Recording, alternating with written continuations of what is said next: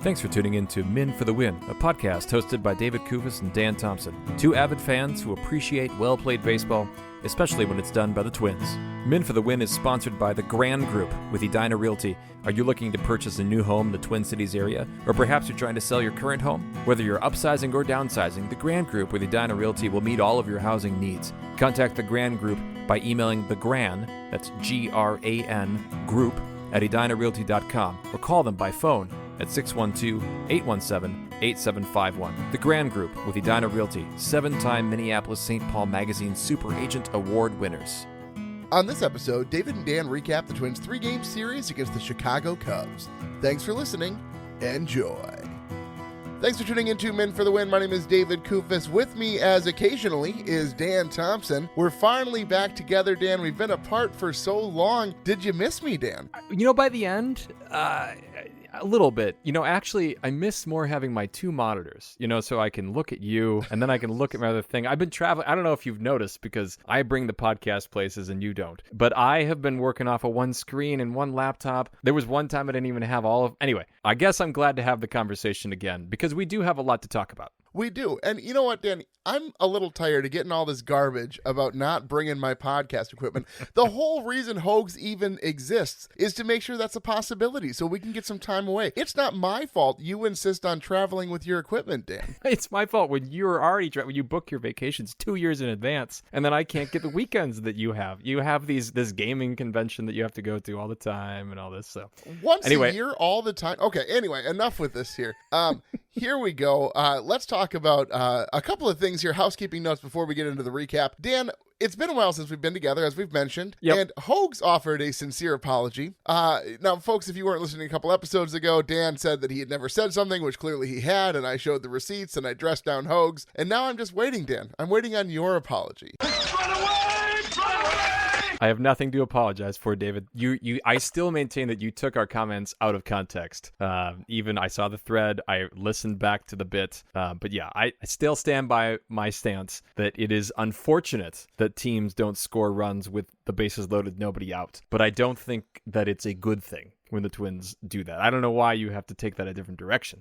Here's what I'm wondering here. You and Hogs are from the same exact standpoint, and one of you, with a much more reasonable response and apology, realizing they were in the wrong. Clearly, Dan, you realize you're at odds with virtually everybody who's listened to this show ever. All right, well, speaking of people being at odds with virtually everybody else ever, Joe Mauer got inducted into the Hall of Fame. He gave another speech, and so I think this is why we didn't talk about it more in the last episode, because Hogs and I have said a lot about Joe Mauer, and the poor man, I don't know that he has any more speeches to say. Do we need to keep asking Joe Mauer to stand up in front of Twins fans and address them, or can he just stand there and tip his cap and wave and everybody applauds and we continue on with the baseball game? It would have been nice had he used some of those words when he was a player. I don't know, to maybe help the team along a little bit, but sure, save him for after retirement as you're inducted into the Hall of Fame. Whatever, Joe. But he does have a plaque though, which I wasn't there obviously for the giveaway night and such. Can't we do a better likeness of Joe in the bronze? It didn't seem very Joe-like. I'm not joking, Dan. I could even tell you that this is a picture of somebody from a team that you have followed closely for years. I don't think you could have told me what player it was. It's the weirdest thing.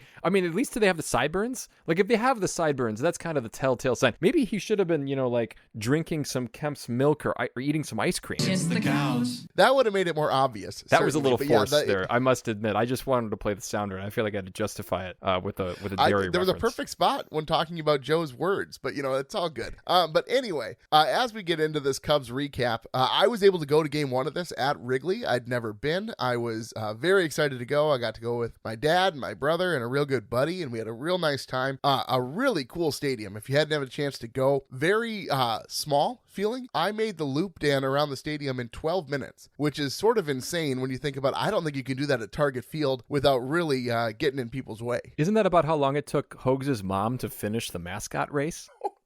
Shots fired at one of our moms, Dan. Sorry, That's my goodness. I should have just said Hogs, but... To be a gentleman.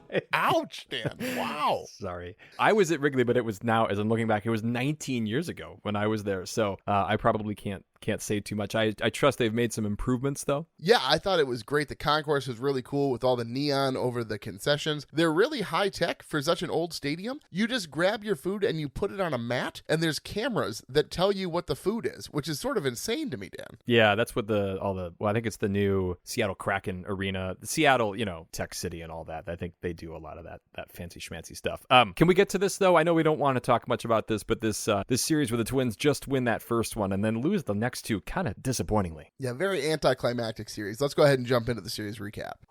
Series recap. Game 1, Dan. Twins win this one 3-0. I was so excited to be there for this victory, and never once did I feel at ease as though the Twins were going to win this game. They do get their 6th shutout of the season, which is tied for 20th in the majors. It's half of what the leaders have at 12. But yes, they score first on a Lewis sac fly in the top of the 3rd. And then there's that weird Wallner fly to right where Larnach apparently doesn't know how many outs there are, gets thrown out at home by a mile. It's kind of on Tommy, but this is on Trevor, right? You were able to see this, right? Yeah, so I was sitting in left center field, and so I had a very good view. The sightlines are great at Wrigley. The only thing that's a problem is if there's a deep fly ball to the warning track, they have that netting, and so it's very difficult to see the play. So it was actually interesting. The most interesting play of the game I was unable to see live, at least from the dropped outfield perspective. But yeah, I was actually upset at Tommy initially because I was very confused why he sent him, and then thankfully I had Dan Thompson inform me that per the radio broadcast, Larnach had held up. So I was watching Tommy because, of course, that's where my eyes go, Dan. I look to Tommy Watkins more than most Twins players do, I'd say, as they're rounding the bases. But it does seem like this one's on Larnach for not continuing to run with 2 outs, which honestly, Dan, how basic is that as far as a baseball rule? Yeah, that's what we teach kids in Little League. Like when there's 2 outs, you just run. You just keep going because you never know when it might happen. Certainly in Little League, maybe not so much in the majors. But yeah, the top of the 5th, though, the Twins are able to get a Manny Margot home run on an 0-2 count, mind you. It's his first home run off a righty this year. That was pointed out by Corey Provus. So it was 2-0 Twins. And then nothing really happens for either team all the way until on top of the 9th. And that's when the Twins do get another one on a Jeffers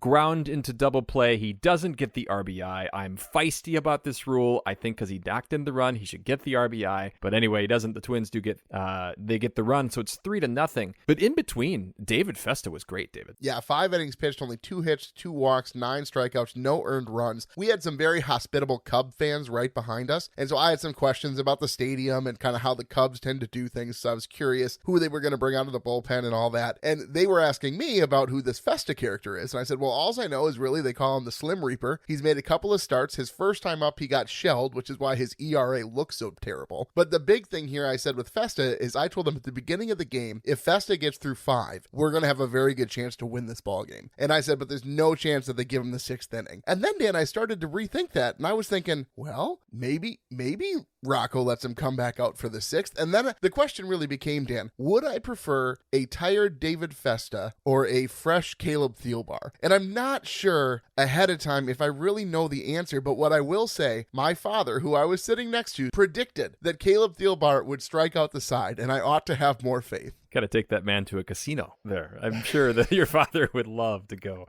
to the casino. Yeah, the Thielbar does strike out the side, and then it goes Alcala, Duran, and Jax in that order, which was interesting for a clean 7th, 8th, and 9th. I guess Rocco said after the game that basically he wanted to make sure Duran pitched, and given their recent history with scoring so many runs late in games, the 8th inning was good, and it works out, and then Jax is the one who gets the save. That's interesting that was his logic behind that move, because I was quite surprised. Alcala's outing was only 8 pitches, and I thought that he might get the 8th then, and then you just have Duran or Jax for the 9th. And I do think that is a weird way. Hang on. I want to recant what I just said. Back up for just a second. I don't know that I do understand that logic at all, Dan, because you happen to score a lot of runs in the 8th inning against the White Sox, who have literally no bullpen. They pull people from the stands, and they have them pitch for the White Sox bullpen. That's what you're telling me your logic is against the Cubs? A completely different team. Rocco, I know you're in the same city, but I promise it's a different baseball team. You can't just assume you're going to score 8 runs in the 8th inning. What are you smoking? I think it was just that he didn't want to waste Duran's warm-up this time, and so he thought he'd switch up the order. But it is ironic that that's what he's thinking about, and not like, I want Duran to face the heart of the Cubs order or something like that. That's not what he was thinking this time. No, okay. I'm so mad. This isn't even the rewind yet, David. We're still in the series recap. I didn't see that quote, and I'm glad I didn't, because I wouldn't have been able to sleep that night, I don't think. Okay, well, anyway, on to game 2 here. This is when it gets sad here. Cubs win this one 7-3. This was a weird game. I came home. I'd been driving all day. I got to watch the game, though. Bottom first, Cubs take an early lead on a 3-run home run by Isaac Paredes. That doesn't happen if Brooks Lee can make a throw to Carlos Santana. And here's the thing. Lee's moving to his left from second base, and he makes the play to knock the ball down, but he fell the way that I fall, which is not gracefully. I'm not a man who's going to be able to fall and make it look good, right? Like there's some MLB players who can fall and dive, and it looks like they're supposed to be doing that. Brooks Lee, Dan, he looked like a 90-year-old man who had fallen on his way to get his soup from the deli, and he couldn't get himself off the ground to throw to first, and it was a terrible throw. What bothered me are like onions. What bothered me more about this, Dan, is Pablo's supposed to be backing up the throw, right? Like the catcher, where the runners were and everything, like Pablo's supposed to be there to back up that throw. He's standing literally right next to Carlos Santana. If anything, that confused Brooks Lee, who had just gotten up from a fall that he could barely recover from. Fans want an ejection. There it goes. And that was Gardy's gripe.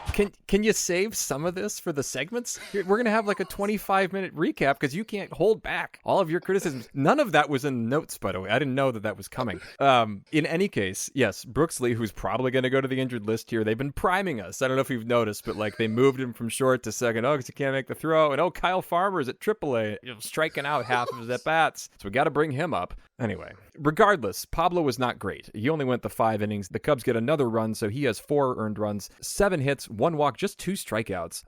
And that didn't bode great. Now, the Twins did get a couple runs. They were down 4-0, and then Royce Lewis hit a 2-run home run, his 14th, in the top of the 4th. So it's 4-2. But then we get the Randy Dobnak experience. Let me tell you, not having watched this guy pitch for a number of years, I don't want him back up here. Every pitch looks like he's not really sure what he's doing. Like he just kind of like chucks it at the plate. I don't know. There's something about his form that feels very ad-libbed almost as he's going. And I don't feel confident when he's out there. No, it's a walk followed by a triple and then a wild pitch in the bottom of the 6th. And then Rocco was like, you know what? I'm not trying to win this game anyway. I'm just going to let him go and we'll see what happens. Yeah, he allowed another run in the 8th, which was after the Twins had drawn within 3 on a Vasquez solo shot to left, which we're going to bring that up actually in Puckett's picks, which is it's going to be one of my favorite moments of the whole series, really. And then that run that the Cubs have in the 8th is the final one. So it's 7-3 Cubs. Imanaga, the Cubs starter, was really good. 7 innings, 2 hits, 3 earned runs, 1 walk, 10 strikeouts. The Twins had just the 3 hits, all extra base hits, which was kind of weird. But they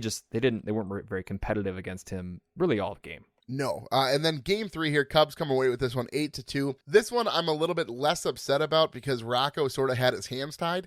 As Dan likes to say, Rocco likes to try and win games in a certain order and lose certain games and use certain arms in certain games regardless of the score. It's just sort of it's a series winning perspective or a road trip or home games. Can you say that I'm going to represent that much better in one of the segments a little bit later? So you just walk into this game here. Stop trying to push us forward. Okay, I'm not trying. I'm just saying. Well, Okay, anyway, okay. So this one starts well here. Bottom of the 1st, Matt Wallner with an RBI double. He scores Larnach here, 114 off the bat. Matt Wallner, when he makes contact, it's always going to be that hard. It's amazing. That's how we grow him in Minnesota, Dan. Kiss the cows. Well, bottom of the 1st, speaking of Minnesotans, Michael Busch hits a home run for the Cubs. So it's typical Joe Ryan experience, right? Because it's 1-1. He's given up his home run, and we figure all is going to be well. Twins actually answer in the top of the 2nd. Santana singles, Kepler singles, so Santana's to 3rd. And then after an out, Lee has a long at-bat, a 13-pitch at-bat, gets an RBI ground out, so it's 2-1. And things are going okay until the bottom of the 3rd, when Joe Ryan leaves mid-at-bat. And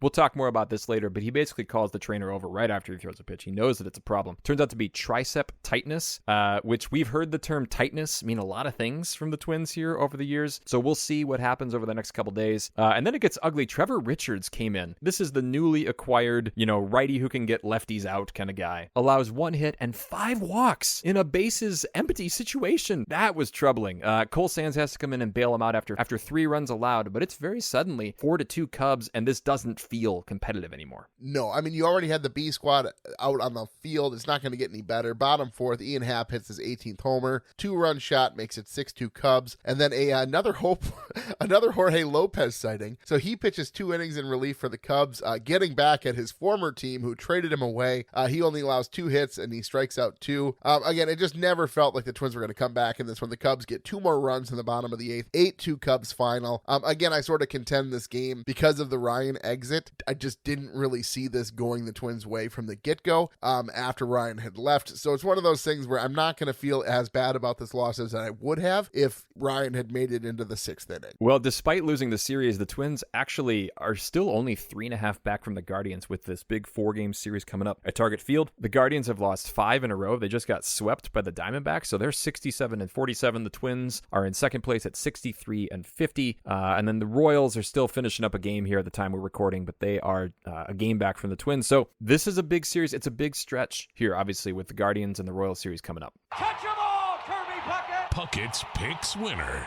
This was some low scoring here, Dan, in this outing. Now, folks, if you listened to last episode, I can't compete with you physically, and you're no match for my brain. Hogs thought he beat the system. He said, I'm going to take Vasquez. He's definitely going to score negative points. It's going to be great. I'm finally going to get to pick second. That's been my big problem. And then what do you know? Christian Vasquez, spoiler, hits a homer. And as soon as he hit it, the way this series had gone, I just knew that Hogs was going to come in second to the listeners. The listeners took Lewis, of course, who had 5, and they get the victory. With the bonus, Dan, I tried 7 ways from Sunday here to find another Twins player who scored more than 5 points, and it could not be done. Hogs in second with Vasquez with 3, followed by me with Miranda with 1, and then Dan with Buxton, who refuses to play baseball at this point, but will not go on the IL. And so he scored to 0. Season standings, and I'm still in the lead with 18. Hogs is at 11.5. The listeners now creeping up because Royce Lewis is on a tear, are at 10. And then Dan, you're sitting in the back here at 6.5. I feel duped by Rocco. I should have known better that when he's talking about Buxton, Rocco's going to be coy. And when he's talking about Correa, he's going to be accurate because Carlos Correa is going to be the one who's going to say, no, I'm playing. I'm legitimately playing. That's not the way with Buxton. No, it's a very confusing injury situation because if he's going to miss 3 games, you got to think an IL stint had to be at least in the conversation. Yeah, but not with this Guardian series coming up, I guess. He's too important. Well, with that, let's go forward to Beast versus Bench. Beast versus Bench. Losing fun?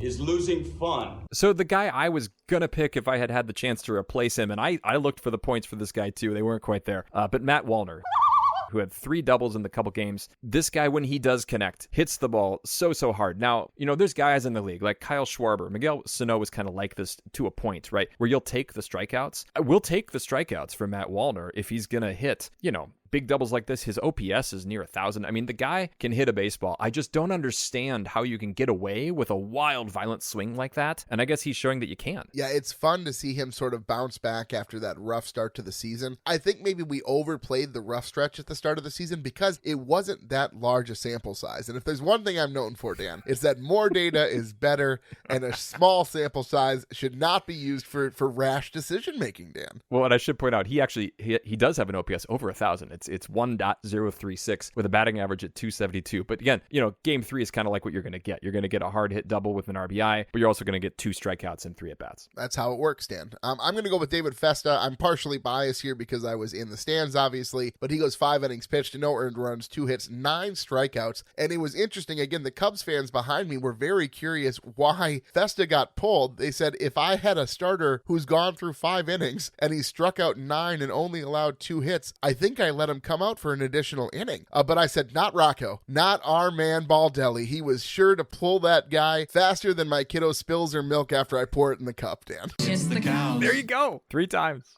in one episode. I love it. Yeah, we will talk more about Festa. He's going to have to play a pretty significant role on this team. What about your bench, sir? Who's on yours? Yeah, I got to give it to Jeffers here. He goes 0 for 8, 2 strikeouts. He looked like he was bouncing back here after a bit of a tough stretch, but my goodness, he looked ugly, Dan, in this series. And I have to say, I don't know how you can find this stat, but that man has more runs scored off of groundouts and double play balls than anybody else in baseball. I am so sure of it. He at least puts the ball in play in those situations. And yeah, he is. I mean, he's fallen behind Vasquez as the starting catcher. Like, I would rather have Vasquez out there right now than Jeffers. And that's a weird thing to say, but I think it's true. I knew exactly what to do, but in a much more real sense, I had no idea what to do. I don't even know what to do with that statement, Dan. Would you have ever, in the last 2 seasons, ever had those words come out of your mouth? No, and 2 months ago we thought there's no way. But we know that, I mean, even if Jeffers comes up with a mysterious injury, Jair Camargo's not getting any playing time. It's like there's no other catchers in this system. So we'll see. We'll see how it goes. As for my guy, I went with Martin, who looked totally lost in center field. There was a key play that he didn't make in game 2 that allowed the Cubs to score some runs. Now, it may not have mattered, but he was also 0 for 9 at the plate. I don't quite get why he's the center fielder and Castro's not, or why Manny Margot is not out there in center when Buxton's not. Like, it is a curious thing that of all the guys, Austin Martin is being forced to play center. I think right now I'd rather have him in a pinch running role than really anything else. I just think, he's not suited to be a center fielder in the majors right now. All he's got is speed, Dan, but speed only gets you so far if you don't know where the ball is, Dan. Yeah, that was troubling. Let's move forward here to Rocco's Rewind. Rocco's Rewind. Okay, Dan, I don't know if you noticed this, but I found this fascinating. I was shocked when I was in the stands. I was shocked as I watched game 2. I was shocked as I watched game 3. Not a single pinch hit, pinch run. Hang on a minute. We could use a pinch. In the entire series. What on earth is happening? And the only justification I can see, Dan, is what you want to talk about as far as Rocco is concerned. Well, thank you. That's a perfect setup because I do think that he was managing not to win this series at all. He is totally focused on the Cleveland series. And to a degree, I get that. I think he won game 1 and he thought, phew, I don't have to worry now. I can just hand this over to Jayce. But I'm going to tell Jayce Tingler, now, don't do anything if you could. It's like he handed the keys to the Cadillac to his son and said, now you can look at it, but you can't drive it. Ogres are like onions. End of story. I'm going to be in the other room just watching a baseball game, maybe checking the replays every now and then, but I'm not going to do anything. It was fascinating to watch. I think it's why he held Buxton out. I think it's why he didn't play Lewis in game 3 either, and he didn't make any pinch hitting moves, even when, I don't know, like at the same time, Rocco doesn't like to make pinch hitting moves unless he's ahead or he's close. And they really weren't close in game 2 or game 3. No. As soon as Joe Ryan left, Wax on, wax off. He decided this game is a lost cause. There's no reason to really try anything. Let's leave our B squad out there and just get ready for Cleveland. Well, that actually moves us well into Minnesota moment. Minnesota moment. So you were just pointing to this. I think Joe Ryan's injury in game 3 and then Trevor Richards walking 5 batters was the moment that defined this series, right? Because you figure you got Joe Ryan on the mound and you do have a lead and you think, okay, if I can get 6-7 innings out of Joe here, then maybe we would see Royce Lewis. Maybe we would even see Buxton in a key spot to pinch run or maybe even come play the outfield a little bit if they have a lead. But the fact that then Richards came in, your one deadline acquisition, and he totally blows up right there without really even making the Cubs do anything other than stand in the batter's box. That was a really problematic sign for where this team is at right now, and it highlights the problems that they're going to have going here now for the next, who knows, week, 2 month maybe. How upset would this fan base be if we get to the postseason and Randy Dobnak comes in the 6th and 7th innings, Dan? Yeah, pretty upset. Well, they won't be there. I think if that's the scenario that they're in, Randy Dobnak's not going to be on this team, and the Twins won't be in the playoffs. That's likely. So my moment here, Dan, it's got to be walking around Wrigley with my dad, my brother, and my great buddy. I mean, you can feel the history, and the whole area around the stadium shuts down. There's no traffic there. You can walk on the streets. It had a very similar feel to Fenway, which now I've been to the 2 oldest stadiums in the MLB, which is pretty cool to say. I'm not dead. I have to say, sitting in the bleacher seats in the outfield, it's all general admission. And so, you can, walk around and stuff, but people got there early and, were trying to hold on to their seats. One of the things that was really cool, and one thing that Target Field should do, is if you wanted to buy alcohol, you had to get a bracelet ahead of time. That way, you're only having your ID checked one time. Super helpful, super efficient. But when you sit in the bleachers, you have access to the bleacher area. And if you don't have a bleacher ticket, you do not. So you can get to everywhere else in the stadium, even if you have a bleacher ticket. But if you don't have a bleacher ticket, you're not allowed in that area. So it was a very fun place to sit. And again, the Cubs fans, we didn't have anybody jeering us at all or whatnot. Very hospitable. I felt really bad. I forgot to get the names of the guys who were sitting behind me. But they were super, just really generous with their time and knowledge about Wrigley. They'd spent a lot of time time there.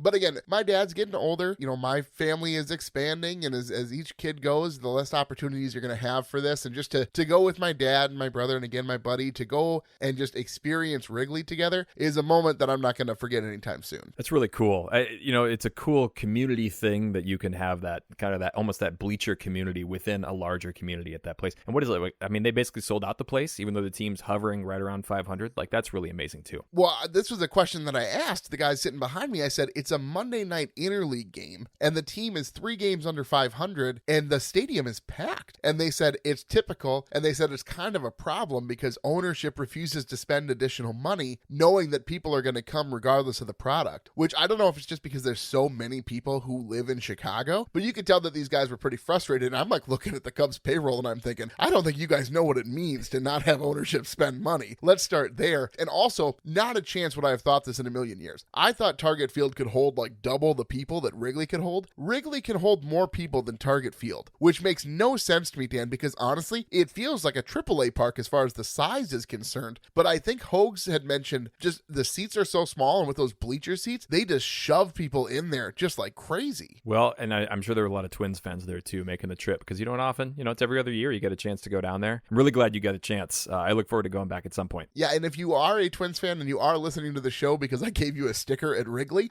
thanks so much for checking us out. I gave out a ton of stickers, Dan. My brother was pretty annoyed with me how often I was handing out stickers. Just ignoring your brother to make new friends with these other Twins fans at Wrigley? Pretty much. And one guy actually was a listener of the show, which was a pretty cool experience, to hand him a sticker and say, I'm a listener. Finding listeners in the wild. It's the best place to find them. All right, well, let's move on here to Maurer's Musings. I just don't know how it can get any better. Maurer's Musings. So I wrote this question after game 1 with Festa's great start. So I'll phrase it that way, and then I'm going to laugh at myself at the end. Were we wrong to doubt the front office's stance on the starting rotation, given the performance of Festa and SWR? And then we saw Joe Ryan get hurt. But would you still have the same, is it fair to have that discussion altogether? Because they couldn't have known that Joe Ryan's going to get hurt. Doesn't matter. You knew that this was the part of your roster that needed the most work and was going to need the most help if you were going to make some noise in the postseason. And honestly, at this point, even make the postseason. To suggest that the front office's stance here was the appropriate one, knowing the landscape of the division and knowing what this team can do from an offensive perspective when the team is healthy, is a ridiculous notion that I will not entertain. See, I don't know. I think that you can overpay for a lot of guys. Let me take a reasonable take because I'm Dan Thompson, and that's what I do here. If you think about it, they shouldn't spend money, willy-nilly. They should really make moves when it's the most economical for the team. No, Dan, get upset for one moment. You're telling me you're okay with them standing pat, knowing where they are now in the season? It's ridiculous. No, but we don't have that knowledge. We knew at the time what we knew, and we don't know any more than that. So yeah, but your question is phrased in a way that it was okay that they did that based upon what we'd already known. This is just what you did a couple episodes ago when I got accused of phrasing the question poorly, which if I'd phrased the question correctly, in the way that people thought I meant the question, they were like, do you think that the team would have been bad if they're bad? No, that's not what I'm asking the question, Dan. The front office knew exactly what we knew came the trade deadline, and they did absolutely nothing. Some would argue less than nothing because Richards has actually cost them more than gained them. That is true. Maybe the answer will come from within. Maybe Zebby Matthews is going to come up here and be this star. Maybe Louis Varland, who's actually made some pretty significantly improved starts at AAA, is going to be better. Just wait for that game 3 when David Festa walks out there with SWR on his back. Isn't that going to be really fun to have a piggyback start in game 3 of the playoffs? I don't know if you're trolling at this point or this is your serious take, but it bothers me so much that you could write this question and think the answer to this question is it was fine that the front office didn't get a frontline starter. All right, well, you have your own question here. I do, which apparently we live on different universes here, Dan. I don't fully understand this. My question is my heightened nervousness justified? Buxton's hurt. Correa is still on the IL. Ryan is likely to the IL. Varland's coming up for a start in the most important series of the season up to this point. Should I be nervous, Dan, that this team is not going to make the postseason? No, I'm simply saying that life finds a way. I think they're going to figure it out here. They're watching the Guardians in a bit of a free fall here. I think that they probably all the more reason to capitalize now, Dan. But I think they have enough starting pitching to get there. And I think that their lineup is excellent, right? This is a top 5 lineup in the American League, if not all of baseball, when healthy. Buxton's going to come back. It sounds like Correa's going to be back. By the way, I've been Googling a lot about the plantar fascia lately. So I feel a little bit better that this is going to be healed going forward. Couldn't you just find your history from last season about this time to sort out whether or not he could heal or fast from it? I don't believe that man's ever been to medical school.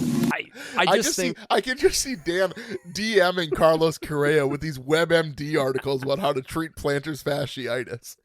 Well, there's a lot of good ones out there. So I'm hoping that he's read them and that Nick Paparesta's doing that. It's very tricky to treat. It's very idiosyncratic. So that's one thing that I've learned. I don't know. We'll see. I think that this is going to be a fun series. I think it's going to be a fun homestand. We're going to learn a lot about what this team can do without Joe Ryan over the next, week and a half. He wasn't going to pitch this series anyway. There is only one outcome in which this weekend is a fun series, Dan. Is that a sweep? No, they got to split at the very least. Yeah, I think they'll do that. Anyway, let's move forward here. Let's grade this Cubs series.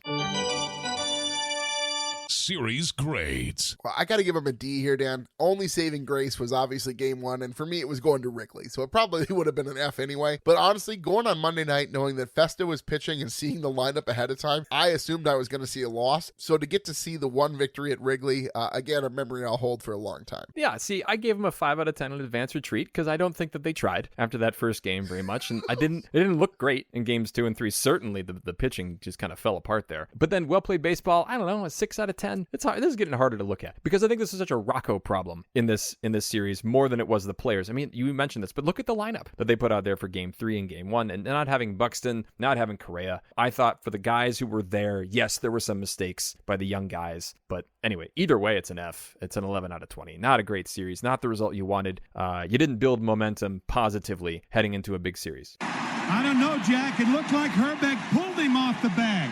Herbie's headlines. Well, it finally happened, Dan. The White Sox ended the streak with a win over the A's after losing 21 games straight. They finally seal a victory. Can you believe it? Yeah, because they were playing the A's. I think, really them and the Rockies and the Marlins, I suppose, are an option here that just haven't been very good. But good for them. Good to get the monkey off the back. They're still 28 and 89. So they lost again, actually, today already. So I don't think that they're a threat. I will say this, though. What a remarkable decline for a franchise that we thought was on the up just a couple years ago with that core. Yes. They have absolutely imploded. It's just surprising. I think it shows just how imprecise the science of predicting, the growth of prospects can be. And just having prospects doesn't necessarily mean you're going to be great. No. You mentioned the Marlins, and we should mention Nick Gordon has been released by the Marlins. And so he was hitting .227 with 71 OPS plus in 95 games. And that actually ranks him dead last among NL position players. With a negative 1.7 WAR. That's from Aaron Gleeman. Dan, I don't know. I think the Twins getting Okert. Again, I say what you will about Okert. I don't know that Nick Gordon was going to be able to replicate what Willie Castro has done this season in that utility role. No, and as it turns out, they only had room for one of them, right? I mean, it could either be Gordon or Castro, and I'm sure glad they picked Castro. I mean, Eddie Castro, but he does do some good things on the field, even if at times he does have a little bit too much Eddie Rosario in him. Well, let's move forward here to Puckett's picks for this Guardians series. And we'll see you tomorrow night. Puckett's picks. The listeners, unsurprisingly, are going to stick with Lewis. And then, Dan, you're up next. Yeah, so I'm going to go with Matt Wallner. Coming home, playing the Guardians. It's a big series. I think that he's going to hit enough baseballs really hard to balance out the strikeouts. Jose Miranda, Dan, absolutely mashes at Target Field, so I'm going to stick with Jose. I am not throwing away my shot. Well, then that leaves Hogs to make the pick. Now, the irony here is that the guy he wanted all the time was either Lewis or, I guess, Correa or Buxton. And here Buxton is. And so Hogs is not going to overthink this. He is going to take Buxton heading into this 4-game series at home. I think it's a good pick if he plays. I want to see him. Rocco says he's going to play. So we know that means he's going to play. Well, folks, if you like what you hear, please tell a friend. You can follow us on X at Men for the Win and find our Men for the Win Facebook and Instagram pages. Make sure you subscribe to the podcast on your favorite podcast platform so that you're notified when new episodes are available. And if you could leave us a rating or a like, we'd greatly appreciate it. If you'd like to support the show further, you can find us on Patreon. Link in the description. Thanks for listening, and as always, go Twins. That'll wrap up another episode of Men for the Win, a podcast hosted by David Kuvas and Dan Thompson, two avid fans who appreciate well-played baseball, especially when it's done by the Twins. Thanks so much for listening, and as always, go Twins.